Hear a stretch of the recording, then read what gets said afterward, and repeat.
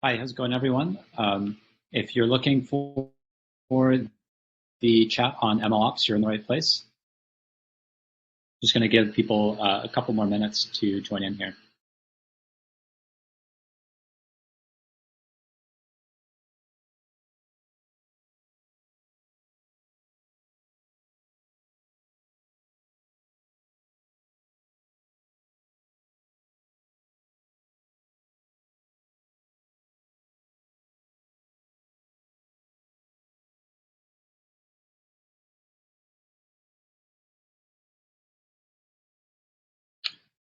All right, thanks. And I'm going to just make sure. Oh, great. We can hear you. That's exactly what I was just going to ask here. So we're all good on the audio. Maybe give it 30 more seconds, and then we'll get going.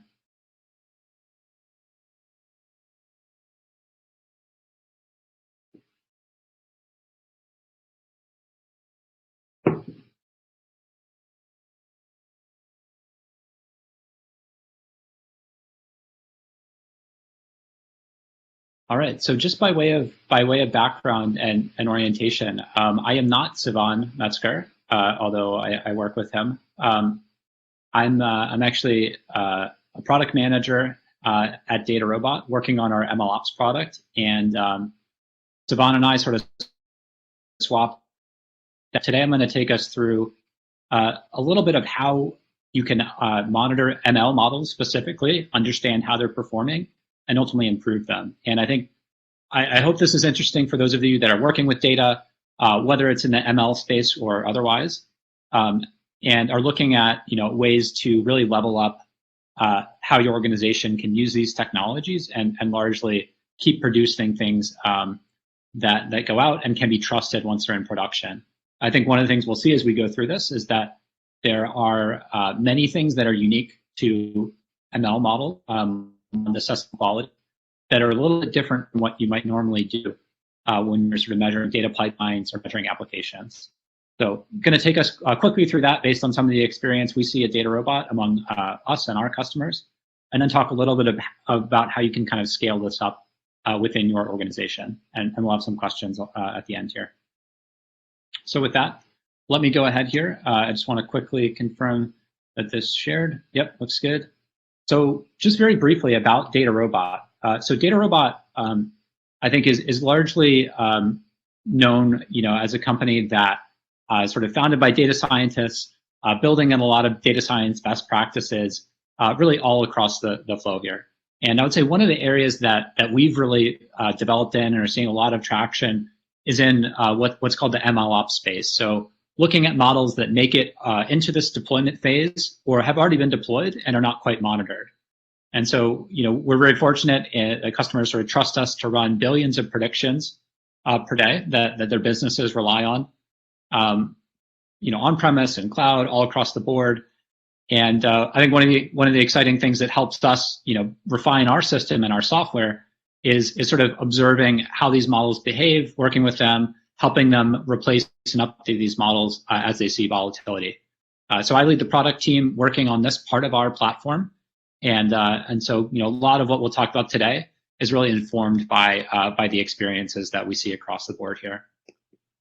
So I think the takeaway I just want to put up front here is that even though it comes late on in the life cycle here of a machine learning project, the data science specific monitoring is really the piece that makes the difference between you performing well and beating your competitors that are bidding for the same customers or doing the same forecasts.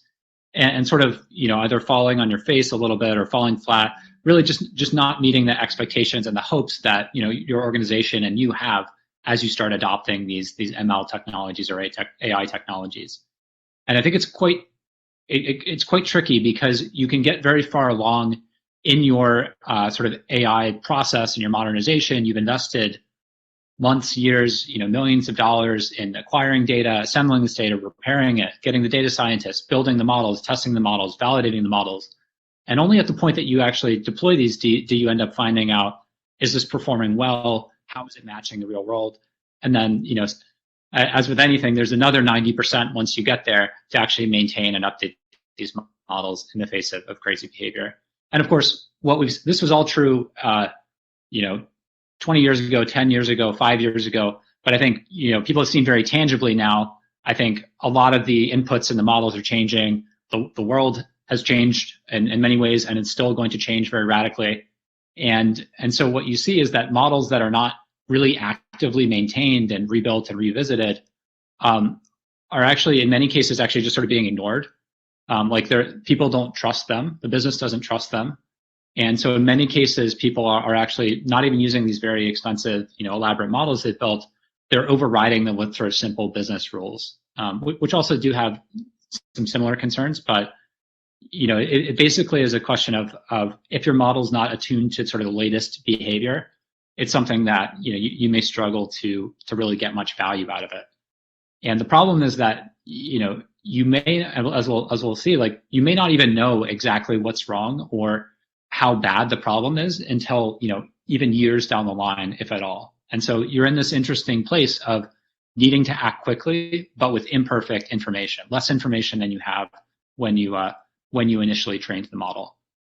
And so I think part of what we'll talk about today is just talk through some signals, some strategies for identifying this kind of, bad behavior, some of these warning signs, and kind of adapting to them and preparing for better results here. So with that, just want to check the chat. Great. I think everyone can go ahead and put questions in the chat as we're going, and we'll be sure to get to them at the end. But I think the first thing to address is that when you're building a machine learning model, often you're optimizing for a certain metric, like AUC, root mean squared error, it could be any number of metrics. And so there's sort of an obvious question of why don't we just do that when we deploy the models?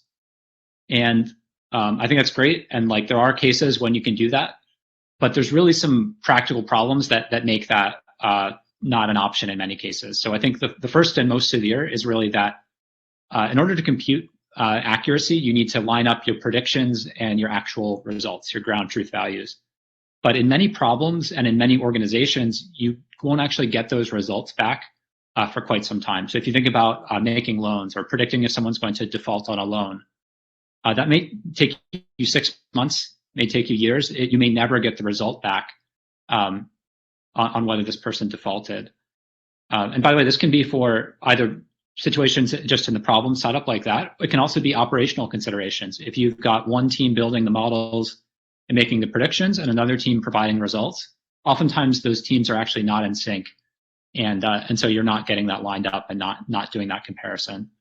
So I think in practice, in many cases, you don't get these connected, and that lets you not be able to measure these. Of course, even if you did, it might be too late, right? Because that's only going to tell you about your predictions that you had a long time, in the past by the time you get the results. So you really need something proactive. I think the other side is that you'll usually want to intervene on your predictions and say, oh, this person looks like they're about to churn. So we're going to send them a great offer. And then if they end up not churning, that gets marked down as oh, your model was wrong. They ended up not churning. But in fact, that wasn't a problem with your model. That was a success of your model. And so there's ways to detangle this, of course. But it is something that's a little bit of a subtlety, and you can have all sorts of feedback loops in this.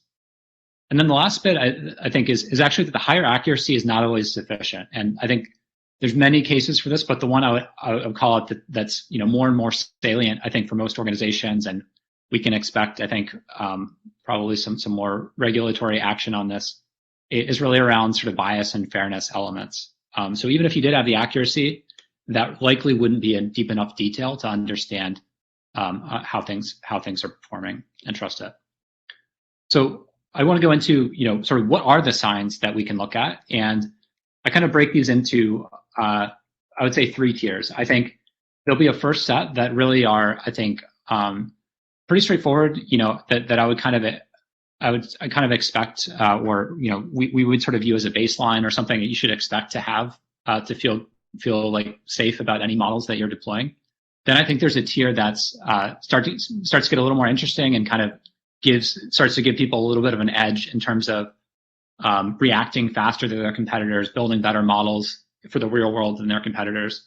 Then I think there's a really exciting area where there's a ton of research in this area, and so there's a lot of emerging techniques that we won't have time to go into, but we'll just touch on very briefly. So what are the first 3? So there's really 3 that I put in the basic monitoring category. And the great thing about these to notice is that these are all things that can be available at the time you make the prediction.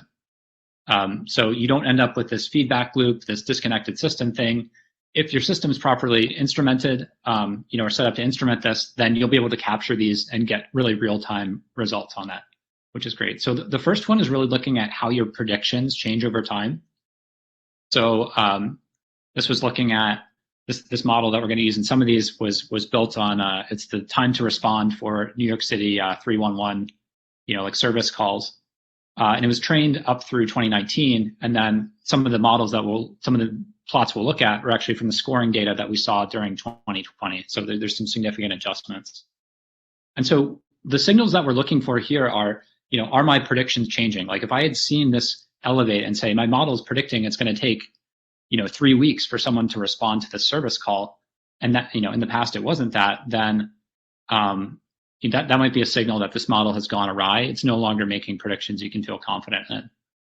I think, as with many of these things, you'll see there's a mix of fancy data science stuff as well as very prosaic real world things like, oh, do I have a giant outage in terms of this model was failing to get prediction requests at a certain time, or it wasn't able to make requests, or the volume is much, much higher. So I think with all of these things, it's important not to get too caught up in the data science side. That is a very, very important part of it, but a lot of it also is about getting a comprehensive view of what's going in and out. So this one, there are a couple little additions you may want to do on this. You may want to, typically people will want to look at different percentiles, different ranges to understand the distribution, not just sort of the average. But this kind of statistic gives you a sense of just, is this model saying something that just doesn't seem plausible based on what I know? The other side is really looking at the features or the input data. And this is a great one, really for all data pipelines, but there's some extra things you can do with models. So this is looking at differences between the training data and what the features look like when the model was trained versus what the features it's making predictions on look like. And what's really important here is that in many cases, many organizations, it can take like months or years to actually end up with a model deployed.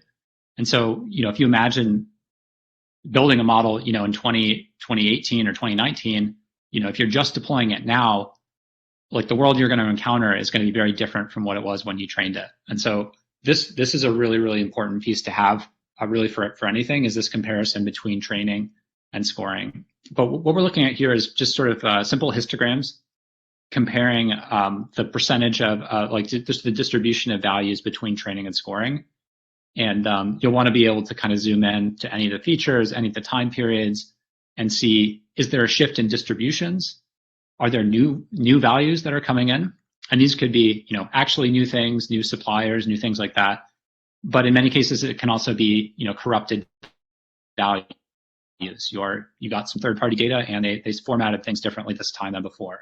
It's just other things like this. And the model doesn't know what to do with that at all. And it's going to perform worse if it's getting all these unseen values put into it. So this is a great way to catch, really what's going on and just understand what's different about the environment your model is seeing versus where it was trained. The last basic one, that I think many people likely have in place is really data quality rules. So looking at the inputs for this and saying on an input by input, request by request level, are we seeing things that just don't make sense and it's just a wrong value? And so I think this is great to log. It's very important to be able to log this. So you see, if we're predicting if someone's going to default on a loan and they have an income of $10 trillion or something, or negative $53 or something, there's no reason to pass that into the model and have it make some sort of nonsensical prediction when we know that's wrong. And so I think the next level up for this is that you might want to actually have a trigger on this. In addition to flagging, hey, did this happen, and logging that, you'll also likely want to say, can I override this prediction? Should I override this with a certain result that makes sense to me?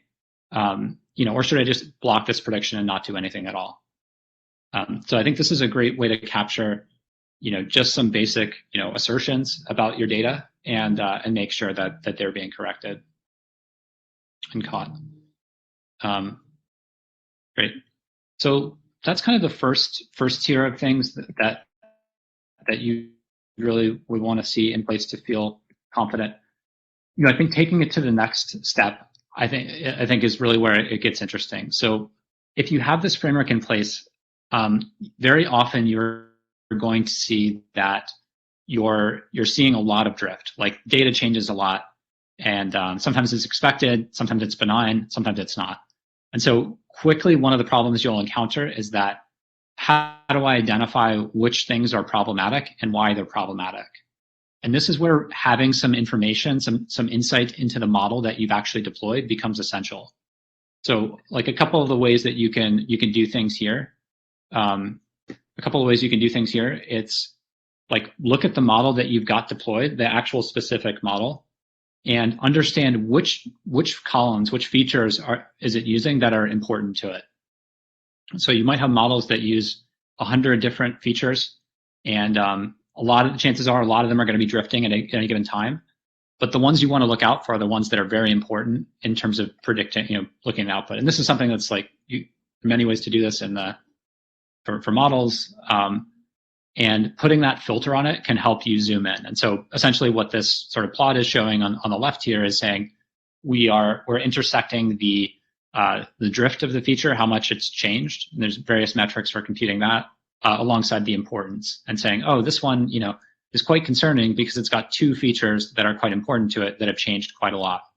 And so this becomes really important for kind of triaging and also isolating and fixing the problem. I think the second case that becomes really important and interesting is zooming into, that the feature importance tells you that the model uses this feature heavily, but it doesn't tell you how it uses it.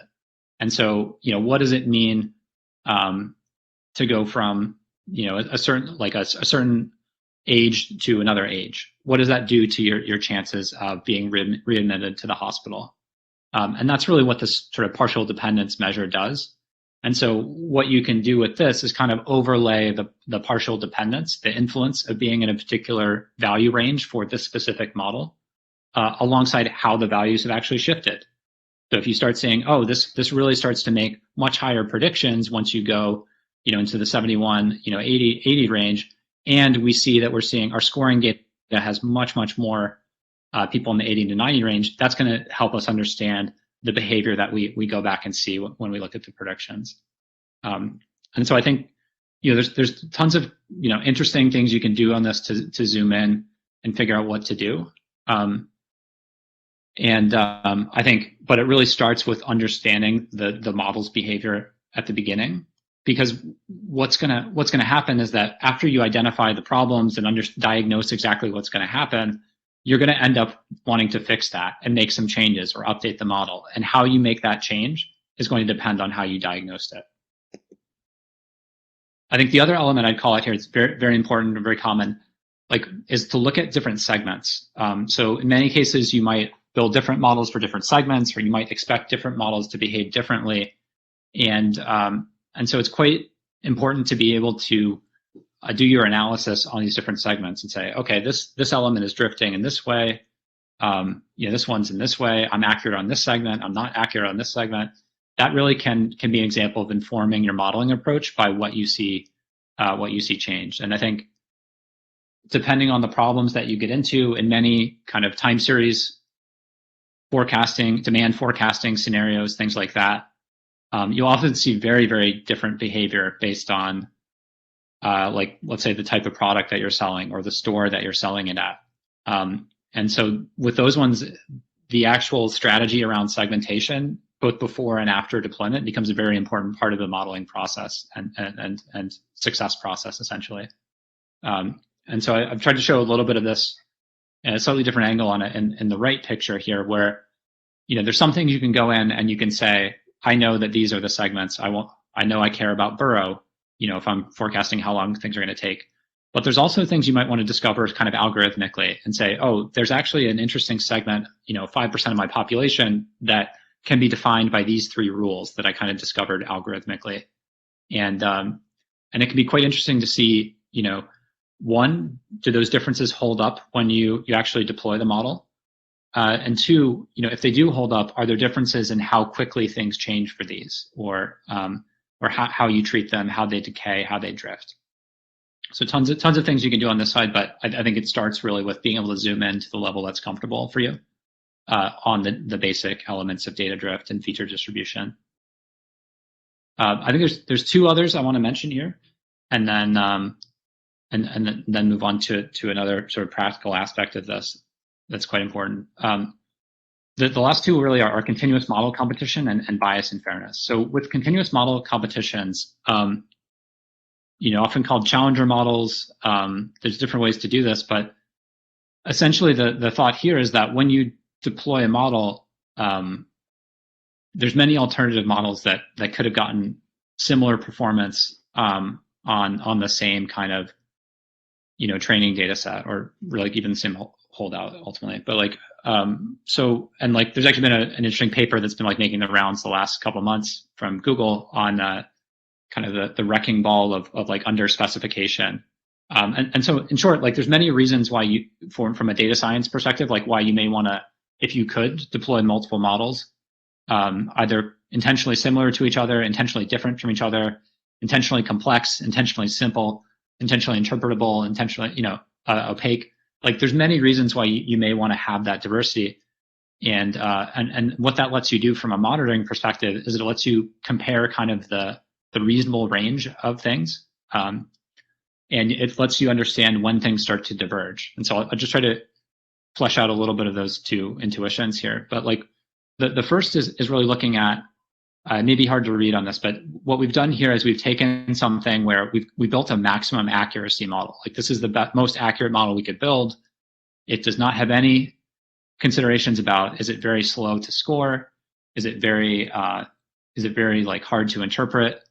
It's just as accurate as it can be. And we've also built a model that's the simplest model we can build. It's just like a linear regression type of model. And so what we can do now, those are now like two extremes. And so the model that we chose based on the balances that we needed for this use case, we can see how it fluctuates in between these and sort of approaches the practical minimum and the practical maximum. And so that's quite useful to do, even if you never deploy, or especially rather, if you never deploy those two extreme models. So this gives you a sense of how you're performing. Are models that agreed in the past, do they start to disagree more? That can indicate that you're getting some interesting drift, and it's time to revisit the problem here. And again, the key thing about that prediction side is that you can even see it with these. You can see these are largely tracking with each other. But imagine that you saw these tracking together for quite some time. Then suddenly the model that you've had deployed starts going off in a different direction, and it starts going up, and the other ones discontinue. Like that would be a signal that you want to investigate what happened around that time and kind of prepare for that. But the exciting thing is you can do that immediately without needing to wait to get the actuals back for these and understand what your accuracy actually was.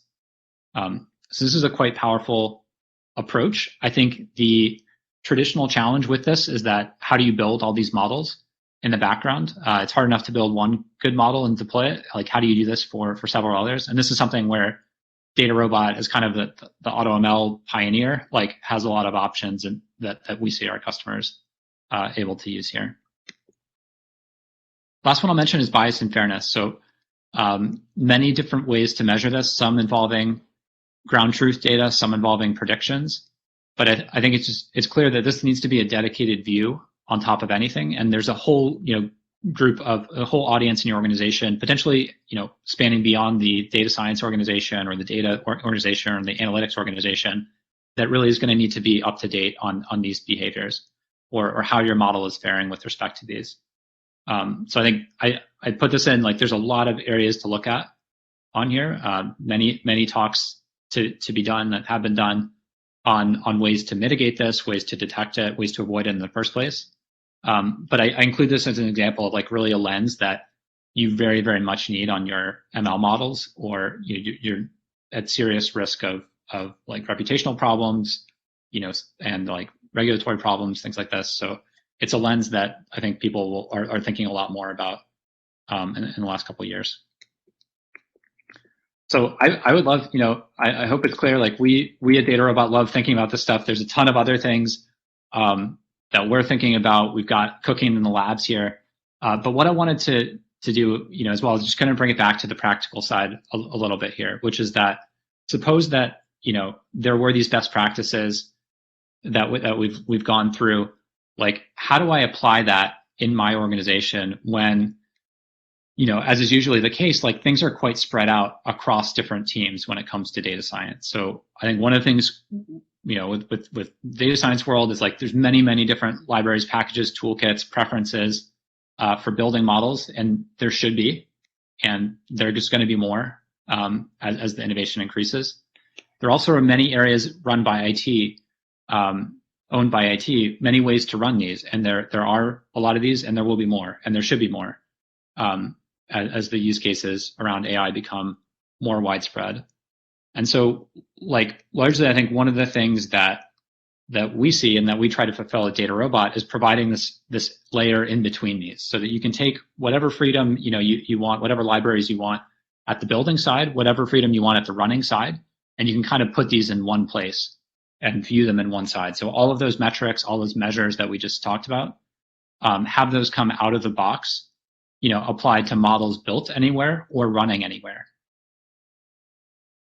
And I think the running, I think the building anywhere, I think is, I think pretty clear, like you need to support all of these areas, and we do.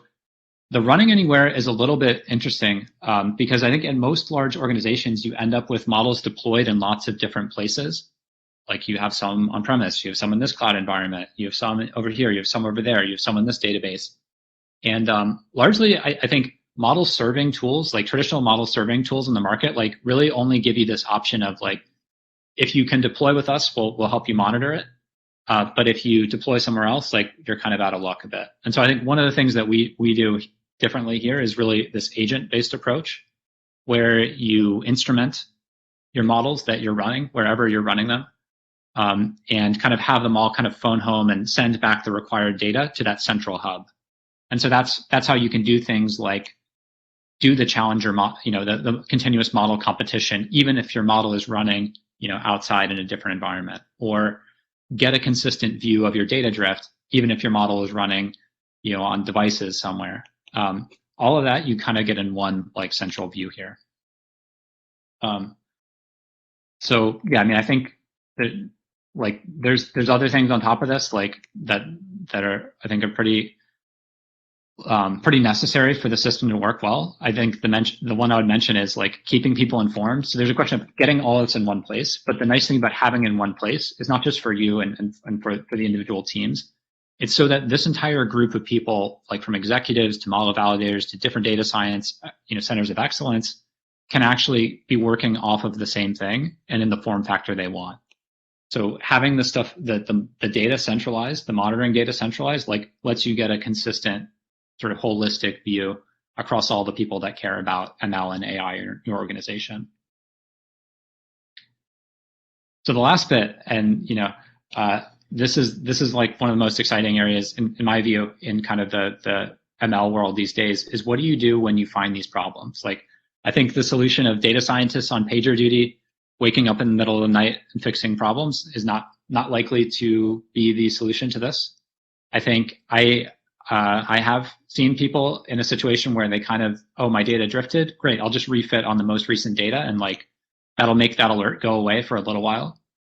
Which it is true, it will make the alert go away, but it doesn't mean your model's going to be performing well or competitively. And so I think this is really the next journey in the MLOps world, in my view, is really preparing for these changes and these failures and deteriorations that we're going to see. How do we fall back to other models? How do we quickly build an alternative model that fixes the problem that we saw? Do we drop a drifting feature? Do we weight different rows differently based on how anomalous they are for the current environment? There's really an entire universe of choices that you can make on this. And certainly in DataRobot, this is one of the areas that we're most intensively investigating with our customers. So with that, that uses up, I think, all our time here. I think there's tons of places to dig into, but I wanted to leave you one with an overview of what the DataRobot MLOps offering on the shelf today does, and two, just to invite people.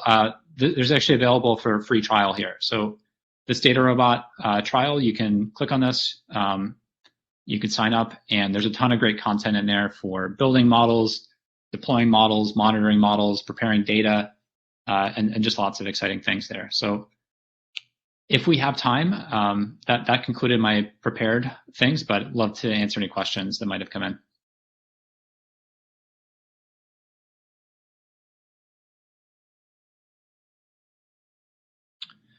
Great. So I see a question in around calibration for thresholds.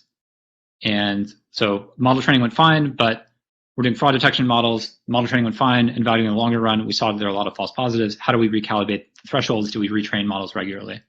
And so I think this is a great question, right? Because this gets into how does your monitoring tie into actually fixing the problem? And so one of the things I didn't mention when talking about the prediction levels is like you'll usually want to monitor those predictions over time and accuracy over time for that matter with different thresholds, and because that's one of the easiest things you can change without kind of a whole model recalibration is adjusting that threshold. So I do think there's ways to do that where you can set it based on what you see and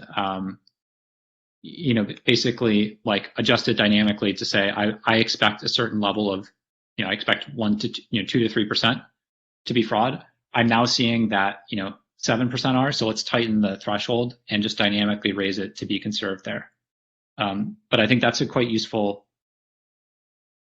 dimension to look at is drawing the threshold without doing the model. I think the interesting thing with fraud as well in particular is that was clearly in one of those areas where there is adversarial action, and so like there's other use cases like this for bidding, things like this, but like the longer your model is out there, like the more that people are trying to game it and work past it. So I think with those in particular where it's exposed kind of to the outside world and there is an adversarial dynamic, like those are the ones that I think you want the most scrutiny on in terms of not only retraining and refreshing, but how can I constantly be experimenting with ways to make this model better? Even if it hasn't like deteriorated, the adversaries are likely moving ahead. And so how do you move ahead like even faster with them? So I think it's a really interesting scenario.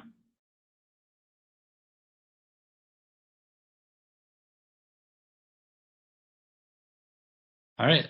I think that was all the questions that we have, unless other people have some.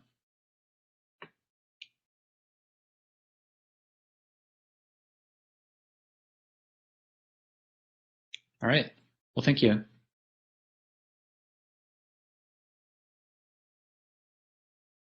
guess I will stop sharing here, and I don't know if the organizers can advise me. Should I stop the broadcast?